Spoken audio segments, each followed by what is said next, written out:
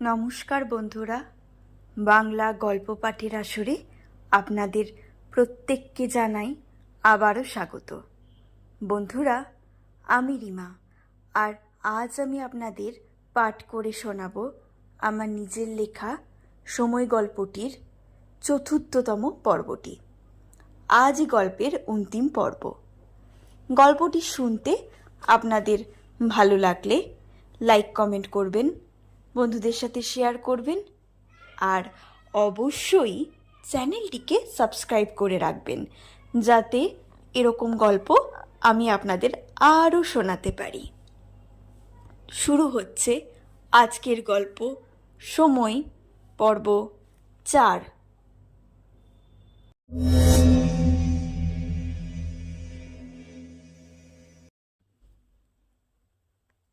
পরি বিল্লুকে ফোন করে বলল, বিল্লুদা, আমি পরি বলছি, অম্বিকাদি বেরিয়েছে আর আমি ওকে ফলো করছি। আমি ফিরে এসে তোমায় সব বলছি, তবে এখনো বুঝতে পারছি না ও কোথায় যাচ্ছে। তবে হ্যাঁ, এটুকু বুঝতে পারছি ও বাড়ি যাচ্ছে না। এটা তো ওর বাড়ির রাস্তা নয়।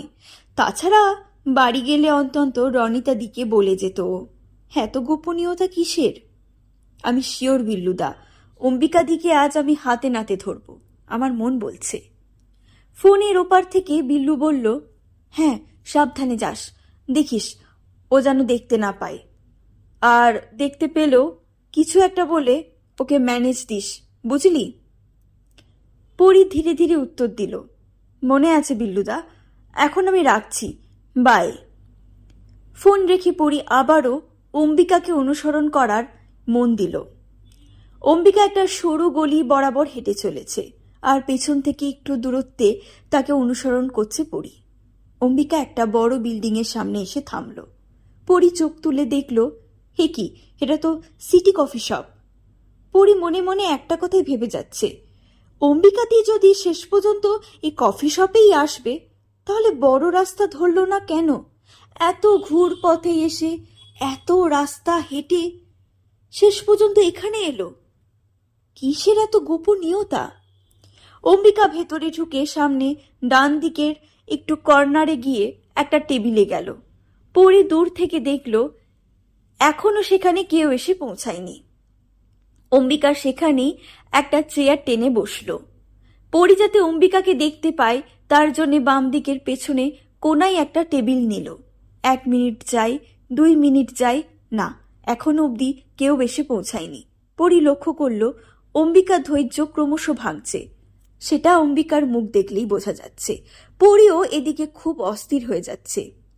একটা উর্দি পরা লোক এসে অর্ডার চাইল। পরি শুধু একটা কফি অর্ডার দিল। ওদিকে অম্বিকার কাছে অর্ডার চাইতে সে কিছুক্ষণ অপেক্ষা করতে বলল। তাতে পরি এটুকু বুঝল যে বোধহয় অম্বিকাদি কারোর অপেক্ষাই আছে। তবে পরির মাথায় আজ দুপুরের বিল্লুদার কথা বারবার ঘুরপাক খাচ্ছে।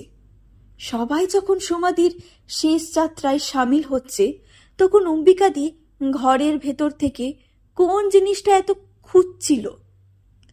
বিল্লুদা যদি সেটা একবার দেখতে পেত, তাহলে কিছুটা পরিষ্কার হতো ব্যাপারটা।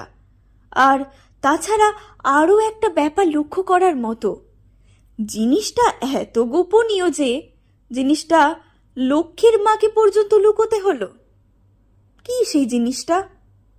আর তাছাড়া লক্ষ্মীর মা তো লেখাপড়া জানে না, ও কি আর বুঝতো? টোকাস করে একটা শব্দ করে পরির টেবিলে কফির কাপ নামিয়ে গেল। আর কিছু লাগবে ম্যাডাম? ও না না না, ঠিক আছে, থ্যাংক ইউ। পরি কফির কাপে চুমুক দিতেই দেখে একটা বিবাহিতা মেয়ে অম্বিকার টেবিলে চেয়ার নিয়ে বসল। পরি আর চোখে মুখ লুকিয়ে দেখছিল মেয়েটাকে। না তো, পরি এই মেয়েটাকে তো চেনেই না। কে এই মেয়েটা? অম্বিকাদের সাথে এত হেসে হেসে কি কথা বলছে? দুটো ছবি অম্বিকা তার ব্যাগ থেকে বের করে সেই অচেনা মেয়েটিকে দিল। দূর থেকে হলেও পরির কাছে একটা ছবি স্পষ্ট। সেটিতে ওই মেয়েটি আর একটি ভদ্রলোক আছে। কে যেন ওই লোকটি বড্ড চেনা চেনা লাগছে, কিছুতেই মনে করতে পারছে না। তবে ছবিটি দুজনের বেশ ঘনিষ্ঠ অবস্থার। আর তার নিচের ছবিটি, সেটা পরীর পক্ষে কোনোভাবেই দেখা সম্ভব নয়। মিনিট 10 বসার পর কফি আর কাটলেট খেয়ে ওরা উঠে পড়ল। পরীও ঝটপট বিল মিটিয়ে একটু দূরত্বে ওদের পিছু নিল। অম্বিকার মেয়েটি বেশ হাসাহাসি করতে করতে যাচ্ছে। অম্বিকা বলছে, তাহলে দেখলে তো জয়া, আমাদের প্ল্যানটা কিভাবে সাকসেসফুল করলাম। ভাগ্যিস তোমাদের হাজবেন্ড ওয়াইফের ছবি সোমাকে দেখিয়েছিলাম, আর সোমাও এই ধাক্কাটা জাস্ট নিতে পারল না। হ্যাঁ, তা যা বলেছ অম্বিকা। তবে যাই বলো জয়া, সোমাদি বরাবরই ইমোশনাল ফুল। আর ওই সুইসাইড নোটটা, OMG! পুলিশকে তো ভালোভাবেই বোকা বানানো গেছে। এই চুপ চুপ চুপ, এখানে আর কোনো আলোচনা নয়, বাড়ি যাও, টাটা। বাই। পরী এতক্ষণ মন্ত্রমুগ্ধের মতো ওদের কথা শুনছিল। এসব কি বলছে ওরা? ওই মেয়েটির নাম আসলে জয়া, আর ওদের স্বামী স্ত্রীর ছবি দেখে সোমাদের কষ্ট হবে কেন? আর সুইসাইড নোট কি বলছে ওরা? ওটা দেখিয়ে পুলিশকে বোকা বানিয়েছে? কি করে তা সম্ভব? ওটা তো সোমাদেরই হাতের লেখা ছিল। না না না, আর বেশি ভেবে কাজ নেই। ওই জয়াকে আসলে কে জানা দরকার, আর ওকে ফলো করা দরকার। পরী আর কিছু না ভেবে জয়ার পিছু নিল। কিছুটা হাঁটার পর জয়া একটা বাড়ির সামনে এসে দাঁড়ালো। বাড়ির সামনে দাঁড়িয়ে জয়া কলিং বেল টিপতেই একটি ভদ্রলোক দরজা খুলল। সেই লোকটি যাকে ছবিতে পরী দেখেছিল, মানে এই হলো জয়ের হাজবেন্ড। তবে পরী তখন ছবিতে দেখে বুঝতে পারেনি, এখন কিন্তু সামনাসামনি দেখে পরী বুঝতে পেরেছে এ তো আসলে সোমাদির অফিসের কলিগ। কাল দুপুরে উনি বাড়িতে এসেছিলেন না? ও গড, তার মানে ওর সাথেই সোমাদির সম্পর্ক। আর আর তাই ওদের স্বামী স্ত্রীর ঘনিষ্ঠ ছবি দেখে সোমাদি কষ্ট পেয়েছিল। না না না, এখান থেকে এখন যাওয়া দরকার, সবটা বিল্লুদাকে জানাতে হবে। তবে তার আগে সোমাদি সুইসাইড নোটের রহস্য উদ্ধার করা দরকার। দাদা, আসতে পারি? কে? আমি পড়ি দাদা। ও আয়, এদিকে ভেতরে আয়। পড়ি সৌনকের ঘরে ঢুকে প্রথমেই কি বলে শুরু করবে বুঝতে পারল না। একটু আমতা আমতা করে পড়ি সৌনককে একটু ঘুরিয়ে কথাটা বলল। দাদা ভাই, সৌমাদিকে আমি খুব ভালোবাসতাম গো, তাই সমাধির শেষ চিহ্নটা যদি একবার দিতে। শেষ চিহ্ন মানে? তুই কিসের কথা বলছিস পরি? দাদা ভাই, আমি সমাধির সুইসাইড নোটটার কথা বলছি। না না, ওটা দেওয়া যাবে না। পেছন থেকে রনিতা পরীকে বলল।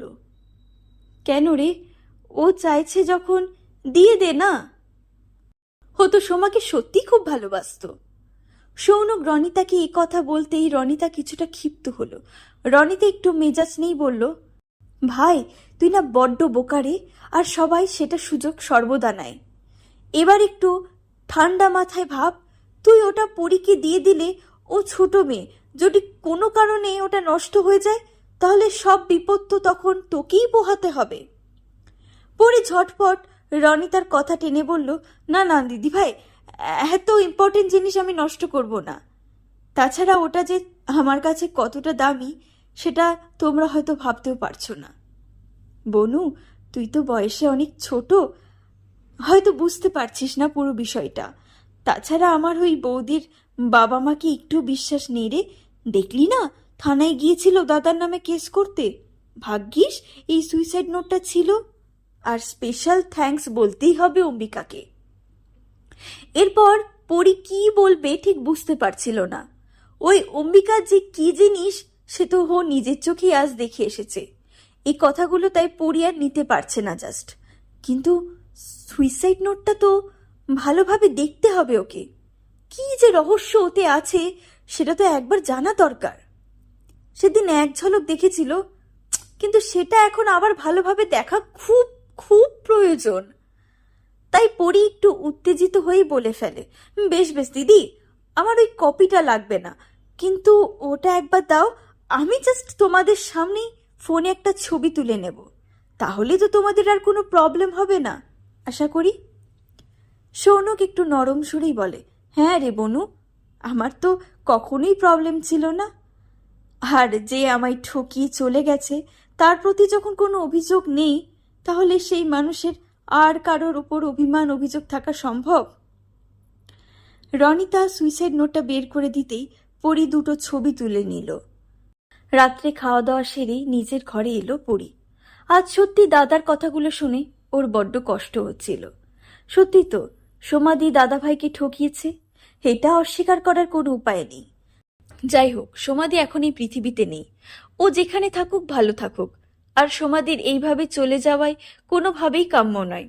তার জন্য সঠিক তদন্তের প্রয়োজন। অন্ধকার ঘরে পরি নিজের ফোনটা অন করল। একটা নীল আভা পরীর মুখমণ্ডল গ্রাস করল। গ্যালারি খুলে প্রথম ছবিটায় পরি মনোনিবেশ করল। আমি চলে যাচ্ছি চিরকালের মতো। এই বাড়ি সংসার, এই জগৎ ছেড়ে কোনো ক্ষোভ রাগ অভিমান আর রেখো না তোমার অন্তরে। যদি কোনো ভুল করি আমায় ক্ষমা করে দিও।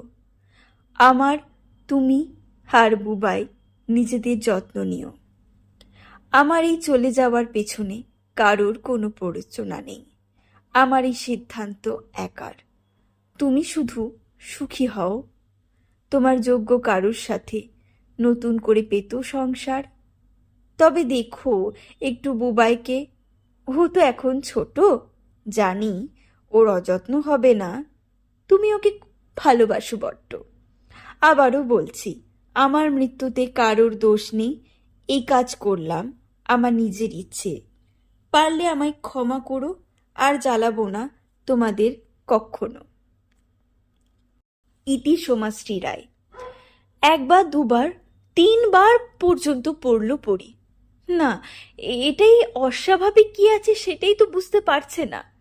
বারবার পড়ার পরও যখন কিছু মাথায় ঢুকছে না, তখন বিরক্ত হয়ে ফোনের গ্যালারিটা বন্ধ করে মনটা ভালো করতে একটু ফেসবুক খুলল। ফেসবুক করতে করতে একটা সুন্দর কবিতায় পরীর চোখ আটকালো। বাহ, দারুণ লেখা তো। পরী মনটা খুব ভালো হয়ে গেল। পরী এটা মনে মনেই ভাবল। কবিতা? হ্যাঁ হ্যাঁ, কবিতা। যদি এই একই লেখাগুলো এইভাবে সাজানো যায়, তাহলে আমি চলে যাচ্ছি চিরকালের মতো এই বাড়ি সংসার জগৎ ছেড়ে। কোনো ক্ষোভ রাগ অভিমান আর রেখো না তোমার অন্তরে। যদি কোনো ভুল করি আমায় ক্ষমা করে দিও। আমার তুমি আর বুবাই নিজেদের যত্ন নিও। আমার এই চলে যাওয়ার পেছনে কারোর কোনো প্ররোচনা নেই। আমার এই সিদ্ধান্তর একার। শুধু তুমি সুখী হও। তোমার যোগ্য কারোর সাথে নতুন করে পেত সংসার। তবে দেখো একটু বুবাইকে, ও তো এখন ছোট্ট, জানি ওর অযত্ন হবে না। তুমি ওকে ভালোবাসো বড্ড। আবারও বলছি, আমার মৃত্যুতে কারোর কোনো দোষ নেই। এই কাজ করলাম আমার নিজের ইচ্ছের। পারলে আমায় ক্ষমা করো, আর জ্বালাবো না কখনো তোমাদের। এটা তো একটা কবিতা, কিন্তু এটা সোমাদি নিজেই লিখেছিল। কিন্তু কার অনুরোধে? অবশ্য আমি খানিকটা বুঝতে পারছি, এটা অবশ্যই অম্বিকাদির কাজ। ও গড, এটা তো একটা মার্ডার। এতটা খারাপ মানুষ অম্বিকাদি যে সোমাদিকে মৃত্যুর পথে ঠেলে দিল। কি লাভ অম্বিকাদির এতে? দাদাকে পাবার জন্যে? ছি ছি ছি। আচ্ছা, দাদা কি এগুলো জানে? না জানলে আমার এখনই বলা দরকার, কারণ অম্বিকাদি আমাদের পরিবারের ক্ষতি করে দিতে আর একবারও ভাববে না। কিন্তু তার আগে বিল্লুদাকে একটা মেসেজ করতে হবে। পরি জলদি ফোনে বিল্লুদাকে একটা মেসেজ করে রাখলো। ওকে বলে রাখলো যে সকাল 8:30টায় যে করে হোক তোমার সাথে একবার দেখা করতেই হবে, অনেক কিছু বলার আছে। মেসেজ করেই পরি ঝটপট সৌনকের ঘরে গেল। দাদা ভাই, দাদা ভাই, দরজা খোল, তোকে আমার অনেক কিছু দেখানোর আছে, অনেক কিছু বলার আছে। সৌনক তাড়াতাড়ি দরজা খুলে পরীকে ঘরে ডাকলো। কি হয়েছে বনু, এবার বল। পরি সুইসাইড নোটের সব কথা স্পষ্ট করে সৌনককে দেখালো। সৌনক খুব মন দিয়ে পরীর ফোনে নোটটা পড়ল। তারপর পরীকে প্রশ্ন করল, কিন্তু বনু তুই কি করে বুঝলি এই সুইসাইড নোটে এই কিছু থাকতে পারে? তখন পরী গল গল করে আজ বিকেলে অম্বিকা জয়ার সবার কথা বলে দিল। সৌনক সব শুনে আশ্চর্য হয়ে বলল, তুই একা একা এত রিস্ক নিলি বনু, অথচ তোর এই দাদাটাকে একবারও বলতে পারলি না। বাট এই সুইসাইড নোটের কথা আর কাকে কাকে বলেছিস? পরি একটু ভয় পেয়ে বলল, না দাদা ভাই, আর কাউকে বলিনি, কিন্তু বলতে হবে বিল্লুদাকে কাল সকালে। দাদা ভাই, আমার খুব ভয় লাগছে, খুব ভয় করছে। ঠিক আছে ঠিক আছে, এত ভয় পেতে হবে না, আমি আছি তো, এখন ঘুমাতে যা, কাল সকালে আমরা বিল্লুদার কাছে একসাথে যাব। সারা রাত দু চোখের পাতা এক করতে পারেনি পরি, চোখে মুখে একটা চিন্তার ছাপ। পরি সময়ের আগেই রেডি হয়ে নিল বিল্লুর কাছে যাবে বলে। পরি ভয় পেয়ে গত রাত্রে বিল্লুকে আবার মেসেজ করেছিল। সে বিল্লুকে সবটা বলে রেখেছিল মেসেজে, তবে এই মেসেজটা আদৌ বিল্লু দেখেছে কিনা সেটা কিছুতেই পরি বুঝতে পারছে না। যাই হোক, পরি বাড়ি থেকে বের হতেই সৌনক এসে পরির হাত ধরল। সৌনক বলল, বুনি, তোকে এই অবস্থায় আমি কিছুতেই একা ছাড়তে পারবো না, চল বুনি। সকাল তখন 7:30। শীতের সকাল, রাস্তাঘাট শুনশান করছে। এর মধ্যেই সৌনক আর পরি হেঁটে চলেছে। পেছনে একটা বড় গাড়ি ওদের পিছু নিল। পরি আর সৌনক ভীষণ অন্যমনস্ক হয়ে হাঁটছিল। হঠাৎই সেই গাড়িটা সাইড বরাবর সামনে আসতেই আচমকা সৌনক পরিকে গাড়ির সামনে ঠেলে ফেলে দিল। গাড়িটা পরির ছোট্ট দেহকে মারিয়ে চলে গেল। চারিদিক রক্তে ভেসে যাচ্ছিল, তার সাথে সৌনকের ঠোঁটে লেগেছিল দানবীয় হাসির রেখা। সৌনক ধীরে ধীরে প্রবেশ করল বাড়িতে। একবার আর চোখে বাড়ির চারদিকে দেখে নিল, তাকে কেউ দেখছে না তো? না, কেউ দেখেনি। আরাম করে ড্রয়িং রুমের ফ্যানের নিচে চেয়ার টেনে বসল সৌনক। একবার ওপরে সিলিংয়ের দিকে তাকিয়ে বিড়বিড় করে বলল, এর নিচেই তোমাকে মরতে হয়েছে সোমা। কি যে দুর্ভাগ্য তোমার। প্রথম প্রথম কতই না ভালোবাসতে চেয়েছিলাম তোমাকে, কিন্তু তোমার সেই একই প্যান প্যানানি। হাত ধরে ঘুরবো, ফুচকা খাবো, একসাথে আকাশের তারা দেখবো, ধুর ধুর ধুর।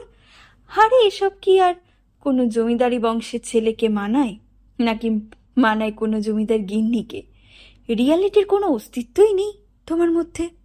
কিন্তু অম্বিকা, উফ, যেমন দেখতে তেমনি তেজ, আর সেরকম রুচি। আমার মা বাবা যদি প্রথম থেকে অম্বিকাকে মেনে নিত, তাহলে এত কিছু করতেই হতো না আমাকে, এত কাঠ খড় পোড়াতেই হতো না। ধুর, আমার বিয়ের পর অম্বিকাও চলে গেল বাইরে। আমি তো তখন তোমায় কেবল ভালোবাসতে চেয়েছিলাম সোমা, কিন্তু অম্বিকা ফিরে এলে, ও সামনে থাকলে আমি ওকে ভালো না বেসে কি করে থাকতে পারি? এটা কি হতে পারে? কি হলো জমিদার সাহেব, এত খুশির কারণ কি জানতে পারি? অম্বিকা, তুমি? অম্বিকা, ও অম্বিকা, আমি তোমার কথাই ভাবছিলাম। বলতে বলতে ছুটে গিয়ে সৌনক অম্বিকাকে কোলে তুলে ঘোরাতে শুরু করলো। আরে কি করছো কি সৌনক দা, ছাড়ো, কেউ দেখে ফেলবে তো। আচ্ছা অম্বিকা, আমি বুঝি ছাড়বার জন্যে এত কিছু করেছি? আর এখন কেউ উঠবে না, আমার অফিসে কদিন ছুটি, তাই মাও ঘুমাচ্ছে। শো অম্বিকা ম্যাডাম, এখন তোমাকে একদম ছাড়া যাবে না। সোজা আমার ঘরে নিয়ে যাব, এইভাবে কোলে তুলে। ঘরে ঢুকে সৌনক দরজা বন্ধ করল। অম্বিকার কাছে এসে কপালে নিজের ঠোঁটের একটা আলতো স্পর্শ রেখে অম্বিকার চোখের দিকে তাকালো। অম্বিকার কাঁধে থেকে ভ্যানিটি ব্যাগটা নামিয়ে রাখল পাশে ড্রেসিং টেবিলের ওপর। এরপর সৌনক অম্বিকাকে শক্ত করে জড়িয়ে ধরে বলল, অম্বিকা, আমি তোমায় খুব ভালোবাসি অম্বিকা, খুব। তোমার জন্যে পারি না হেন কোনো কাজ নেই। আর আজ তো আমার বোনকেও মেরে ফেলেছি তোমার ফোনের একটা ইশারায়। আর সোমাকে তো ছেড়েই দাও, আমি তোকে কোনোদিনই ভালোবাসিনি। কিন্তু হ্যাঁ, বাচ্চাটা আমার, ওর প্রতি আমার একটা দায়িত্ব আছে। অম্বিকা ভুরু কুচকে ডান হাতের তর্জনীটি সৌনকের ঠোঁটে ছুঁয়ে বলল, ওহ চুপ, ছাড়ো না এসব কথা। আমায় এসব বলবে বলে কি দরজা বন্ধ করলে? সৌনক অম্বিকার বুকে থেকে ওড়নাটা আস্তে আস্তে টানতে টানতে বলল, না ডার্লিং, সে কথা নয়, শুধু একটু ভয় হয়, এত কিছুর পরেও যদি তোমায় হারাতে হয়। সৌনক, শুধু কি তুমি? হ্যাঁ, আমি কি কিছুই করিনি তোমার জন্যে? সমাজটিকে তো আমি এমন একটা কবিতা লিখতে বলেছিলাম। বেচারা, ও কি আর জানতো ও নিজে সুইসাইড নোট নিজের অজান্তেই লিখছে? আর জয়া আর ওর বরের, আর এদিকে তোমার আমার ছবি দেখিয়ে ওকে শেষ আঘাতটা আমিই দিয়েছিলাম বলো। হ্যাঁ ডার্লিং, আর কোনো কথা নয়, এবার কাছে এসো লক্ষ্মীটি। অন্যদিকে বিল্লু একা চুপচাপ বসে নার্সিংহোমের ওটি রুমের সামনে। ওই উদ্ধার করে নার্সিংহোমে নিয়ে আসা পরীকে। ওটি রুমের আলো নিভিয়ে ডক্টর সিনহা বেরিয়ে আসেন। ওটি ভালো হয়েছে, আপনার বোন এখন ভালো আছে, ওকে রুম 202-এ শিফট করা হবে। আপনি চাইলে ওকে দূর থেকে দেখতে পারেন। বাট পেশেন্টের কেউ আসেনি, মানে মা বাবা? না ডক্টর, আসেনি, তবে এখনই এসে যাবে, খবর দেওয়া হয়েছে। ওর মা বাবা তো দূরে থাকে, তাই হয়তো আসতে দেরি হচ্ছে। বলতে বলতেই পরীর মা বাবা কাঁদতে কাঁদতে বিল্লুর কাছে এলো। পরীর মা কাঁদতে কাঁদতে বলল, বিল্লু রে, কি হলো আমার মেয়েটার? ও তো এমন বাজেভাবে রাস্তায় হাঁটে না কখনো, কিভাবে ওর অ্যাক্সিডেন্ট হলো বলতো? হায় রে, আমার কে এমন সর্বনাশ করলো রে? মাসি মাসি, তুমি এমন ভেঙে পড়ো না, পরি ভালো হয়ে যাবে ঠিক। দেখো, মাসিকে একটু সামলাও মেশো। এখন তোমরা ভেঙে পড়লে হবে না, সামনে যে অনেক লড়াই। লড়াই মানে? মাসি, মেশো, তোমাদের আমি নিষেধ করছি ও বাড়িতে এসব খবর দিতে। তোমরা দাওনি তো? না না, কোনো খবর দিইনি আমরা। রনিতা খুব অস্থির হয়ে পড়েছে। সে তার মা হৈমন্তীর সাথে আলোচনা করে চলেছে পরি কোথায় কোথায় যেতে পারে, আর বারবার ফোনের ট্রাই করে চলেছে। কোথায় যে গেল সাত সকালে মেয়েটা? রনিতার হৈমন্তীকে অমন অস্থির অবস্থায় দেখি অম্বিকা বলে, দিদিভাই, তুমি বৃথা চিন্তা করছো জানো তো। দেখো কোনো বয়ফ্রেন্ডের সাথে। কথা শেষ করতে পারল না অম্বিকা, তার আগে হৈমন্তী বলে উঠল, না না, আমাদের পরি অমন মেয়েই নয়। ও কোনো বিপদে পড়েনি তো, সেটাই ভাবছি খালি। জানো, এই বয়সে একটা মেয়ে রাস্তাঘাটে কতই না বিপদ হতে পারে। এখন কি বলবো আমি ওর মা বাবাকে? খুব চিন্তা হচ্ছে জানো তো। সকাল থেকে ওকে ফোনে পাওয়া যাচ্ছে না, এখানে বাড়িতেও নেই, বিকেল হতে চলল। চিন্তা করো না জেঠিমা, ওর কিচ্ছু হবে না। রায়বাড়িতে আবারও একটা গাড়ি থামার শব্দ ভেসে এলো। কলিং বেল বাজতেই লক্ষ্মীর মা দরজা খুলতে গেল। রনিতা হৈমন্তী উন্মুখ হয়ে আছে, ওই বোধহয় পরি ফিরে এলো। দুপুরের ভাত ঘুম সেরে সৌনক হাই তুলতে তুলতে কলিং বেলের শব্দে বাইরে বেরিয়ে এলো। বাড়িতে কে এলো গো এখন? সৌনক আলমুড়ি ছাড়তে ছাড়তে প্রশ্ন করল। আমরা এসেছি মিস্টার রায়। কে? আমি, অফিসার রক্তিম দে। পুলিশ থেকে লক্ষ্মীর মা হাঁ হয়ে গেছে, সে দরজা লাগাতেই ভুলে গেল। রনিতা হৈমন্তী ঝাঁপিয়ে মিস্টার দেকে বলল, ও আপনারা বুঝি পরীকে এনেছেন তাই না? কোথায় ও? না, আমরা পরীকে নিয়ে আসিনি, আমরা মিস্টার সৌনক রায় ও মিস অম্বিকাকে অ্যারেস্ট করতে এসেছি। মিস পরীকে অ্যাটেম্প টু মার্ডার কেসে, আর আপনার স্ত্রী সুইসাইড কেসটা আবার ওপেন করা হলো মিস্টার রায়। মানে? রনিতা প্রশ্ন করল। অম্বিকা সৌনকের পায়ের তলার মাটি সরে গেল। অম্বিকা কোনো রকমে নিজেকে সামলে প্রশ্ন করল, কি বলছেন কি আপনারা? কি প্রমাণ আছে আপনাদের কাছে? পুলিশের পেছনে থেকে হাত করা বাঁধা অবস্থায় জয়া বেরিয়ে এলো। ইনি অলরেডি পুলিশের কাছে অনেক কিছু উগরে দিয়েছেন ম্যাডাম। এই একটা প্রমাণ, আরও একটা প্রমাণ আছে মিস অম্বিকা। বিল্লু খোলা দরজা দিয়ে ঘরের মধ্যে চিৎকার করতে করতে ঢুকল। বিল্লুর কথা শুনে সবাই চোখ তুলে তাকালো। হৈমন্তীর মাথাটা একটু ঘুরে গিয়েছিল। রনিতা এসে তার মাকে একটা চেয়ারে বসালো।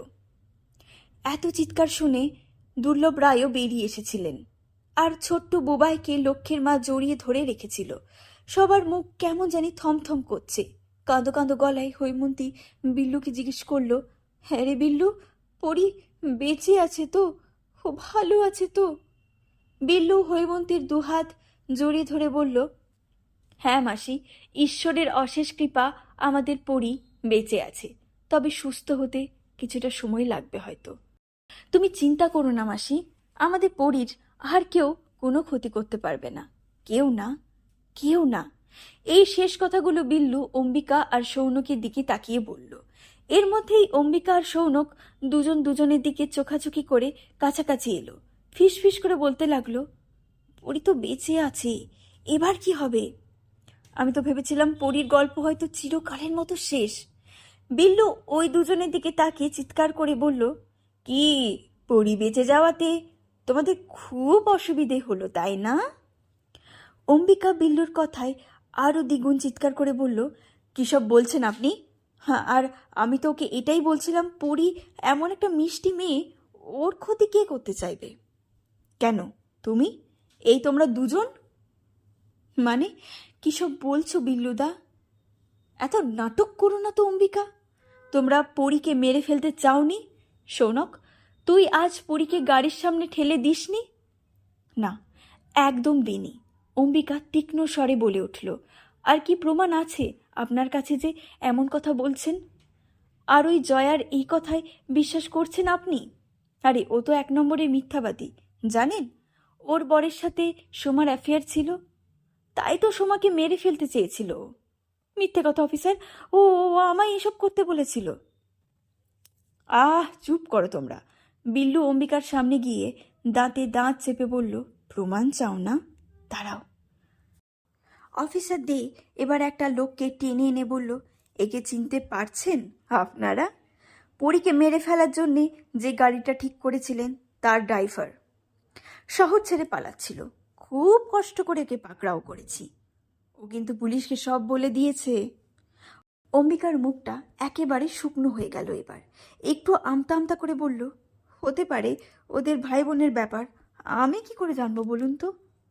আর ওদের ফ্যামিলি ম্যাটারে আমাকে যে কেন টানা হচ্ছে আমি তো সেটাই বুঝতে পারছি না। সোমা মরে গেলে আমার কি? আর তাছাড়া আমি বা কেন পরীকে মেরে ফেলার প্ল্যান করব? আমার কি স্বার্থ আছে বলুন তো? সৌনক অম্বিকার দিকে ফ্যাল ফ্যাল করে তাকিয়েছিল। তাই নাকি? বিল্লু অম্বিকার দিকে তাকিয়ে কৌতুকের হাসি হেসে বলল, অফিসার রক্তিম দে এই মেসেজগুলো পড়িয়ে আমায় কাল রাত্রে পাঠিয়েছিল। এখানে থেকেই আমি জয়ার কথা প্রথম জানতে পারি। এখানে সব লেখা আছে, কিভাবে এই মহিলা সোমাকে সুইসাইডের দিকে ঠেলে দিয়েছে। এমনকি ওই সুইসাইড নোটটা পর্যন্ত সাজানো ছিল, জানেন?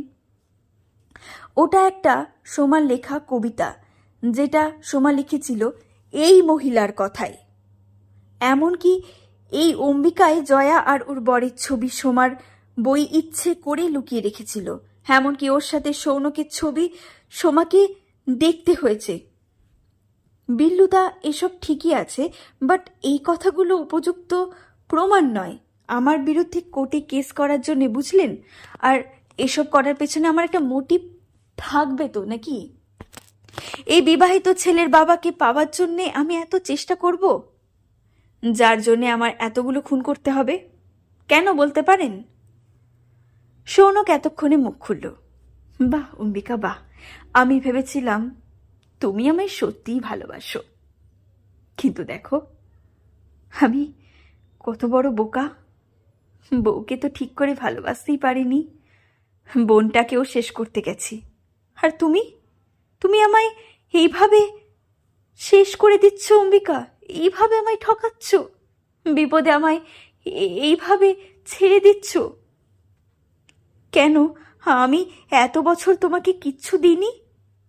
এই যে জমিটা নিয়ে বিল্লুদার সাথে আমাদের ঝামেলা, সেই জমিটাও তো আমি তোমার নামে করে দিয়েছি তোমার একটা ইশারায়, আর তুমি আমায় এইভাবে।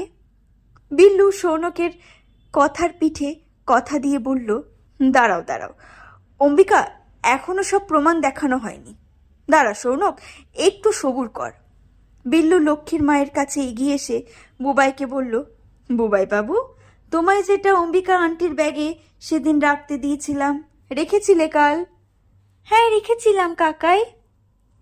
গুড বাবু, একটু আনো তো দেখি। বুবাই একটু পরে অম্বিকার ব্যাগ থেকে একটা ছোট্ট রেকর্ডার হাতে করে আনলো। বিল্লু সেটা হাতে নিয়ে সবার উদ্দেশ্যে বলল, মিস্টার অফিসার, এটা একটা এমন ডিভাইস, এটা অন থাকলে 20 ফিট রেঞ্জে সব রকম শব্দ রেকর্ড করে। আর এটা অন থাকলে আমার কাছে এই যে ডিভাইসটা আছে, এটা সব শব্দ শুনতে পাওয়া যায়।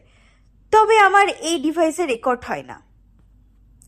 অম্বিকা আর সৌনককে আমার প্রথম দিন থেকেই সন্দেহ হয়েছিল, তাই কালকে বুবাইকে এটা দিয়ে বলেছিলাম ওর ব্যাগে রেখে দিতে। বুবাই এটা কাল রেখেও দিয়েছিল আমার কথা মতো, কিন্তু কাল অম্বিকা এখানে আসেনি, তাই আমার প্ল্যানটা কাজ করেনি। কিন্তু আজ এসেছে। আজ এই সৌনক আর অম্বিকার সব গোপন কথা আমি এই ডিভাইসের মাধ্যমে শুনতে পেয়েছি অফিসার। আর অম্বিকার কাছে যে ডিভাইসটা আছে সেটাই সব রেকর্ড হয়েছে। এটাকে চালালাম একবার, ডিভাইস অন হতেই সবার কাছে সৌনক আর অম্বিকার কদর্য ছবি স্পষ্ট হতে লাগলো। হৈমন্তী চেয়ার ছেড়ে উঠে সৌনকের গালে সপাটে একটা চড় মারল। অম্বিকা ঠক ঠক করে কাঁপছিল। হৈমন্তী অফিসারকে বললেন, মিস্টার দে, এদের নিয়ে যান প্লিজ। আমি আর ওদের মুখ দেখতে চাই না।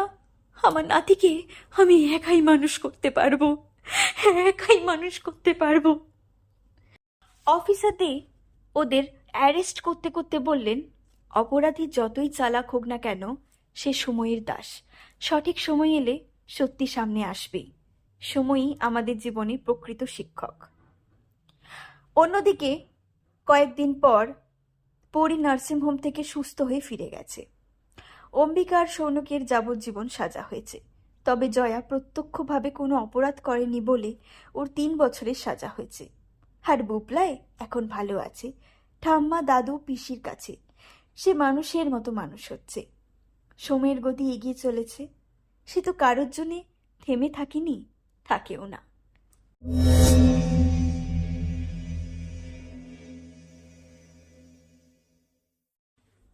বন্ধুরা, আপনারা এতক্ষণ ধরে শুনছিলেন সময় গল্পের 4র্থতম অর্থাৎ অন্তিম পর্বটি। পুরো গল্পটি আপনাদের শুনতে কেমন লাগলো তা অবশ্যই কমেন্টে জানান। ভালো লাগলে একটা লাইক করে দেবেন আর বন্ধুদের সাথে শেয়ার করে দেবেন। ও হ্যাঁ, চ্যানেলটিকে সাবস্ক্রাইব করতে কিন্তু ভুলবেন না, যাতে এরকম গল্প, কবিতা, উপন্যাস আমি আপনাদের আরও শোনাতে পারি। আবারও হাজির হব আপনাদের কাছে অন্য কোনো গল্প, কবিতা কিংবা কোনো উপন্যাস নিয়ে। ততদিনে ভালো থাকবেন। Thank you.